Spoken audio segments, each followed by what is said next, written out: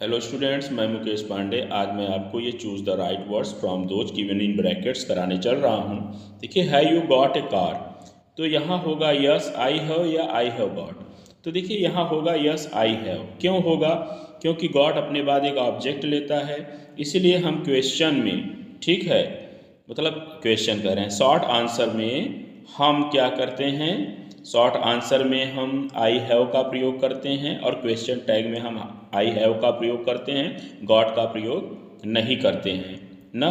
क्योंकि ये गॉट अपने बाद एक ऑब्जेक्ट लेगा, जैसे यहाँ पर एक कार लिया है, इसीलिए हम नहीं करते हैं। देखिए, सी वर्कड वेरी हार्ड, यहाँ नीड नॉट होगा। क्यों होगा?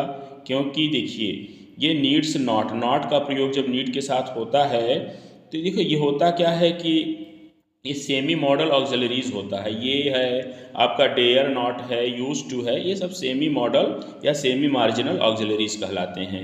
तो ये किसी भी टेंस के अनुसार नहीं बदलते हैं। चाहे सब्जेक्ट देखिए आपका सिंगुलर हो चाहे प्लूरल हो, ये नीड नॉट ही होते हैं, ठीक है।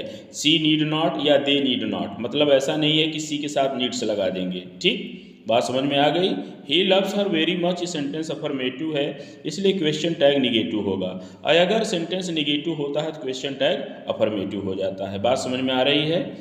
तो देखिए, I play football at school, अब यहाँ यूज टू आएगा या वुड आएगा? तो देखिए यूज टू ही आएगा। क्यों आएगा?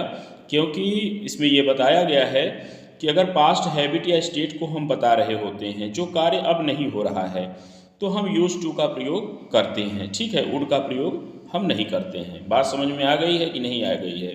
जैसे I use to play football at school but I do not play now, लेकिन अब मैं नहीं खेलता हूँ।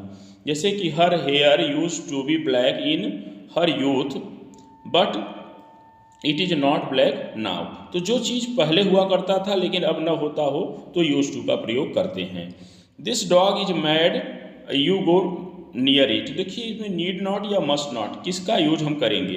तो हम मस्ट नॉट का प्रयोग करेंगे, क्योंकि नीड नॉट क्या होता है कि absence of obligation and necessity को बताता है। एब्सेंस का मतलब अभाव, किसकी? अनिवार्यता या बाध्यता का अभाव को प्रकट करता है नीड नॉट। लेकिन मस्ट नॉट क्या करता है? बाध्यता और अनिवार्यता को प्रकट करता है। तो इसलिए हम मस्ट नॉट का प्रयोग यहाँ पर करेंगे। क्यों? देखिए इसका अर्थ क्या हो जाएगा, you are not allowed to go near it, तो इसलिए मस्ट नॉट का प्रयोग करेंगे। देखिए चैलेंज वाले में आइए, ही चैलेंज मी, तो यहाँ पर डेयर्स नॉट होगा या डेयर नॉट? जब नॉट का प्रयोग किया जाता है इस प्रकार से तो डेयर ही होगा, डेयर्स नहीं होगा। ठीक है, समझ में आ गया है? अब हम लोग थोड़ा सा आगे आ जाते हैं। ये है आपका, देखिए कि आई गो होम यस्टरडे, तो यहाँ पर हैड टू होगा, क्योंकि मस्ट का प्रयोग हम प्रेजेंट में करते हैं और मस्ट का पास्ट क्या होता है? हैड टू, इसलिए I had to go home yesterday आपका ये राइट होगा।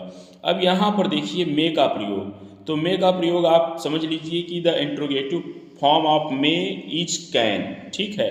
क्या होता है? Interrogative form of may can होता है। Because may might is not use to ask questions about possibility, so may is always replaced by can in questions, ठीक है। बात समझ में आ गई? हम क्वेश्चंस में प्रयोग मे का नहीं करते। मे पोलाइट रिक्वेस्ट करने के लिए, परमिशन मांगने के लिए किया जाता है, ठीक है, और कैन का प्रयोग हम क्वेश्चंस करने के लिए करते हैं, ठीक है। अब बात समझ में आ गई होगी।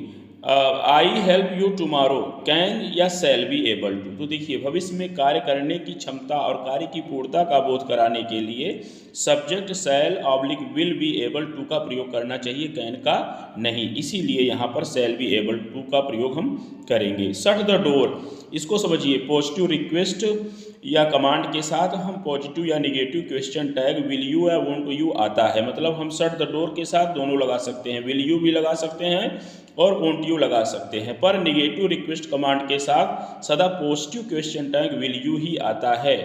तो यदि यहाँ पर तो अभी हम विल यू लिखेंगे, अगर ये निगेटिव होता तो सदा विल यू ही आता है, ये बात है। इसी के साथ मैं इस वीडियो को ओवर कर रहा हूँ। Thanks for watching this video.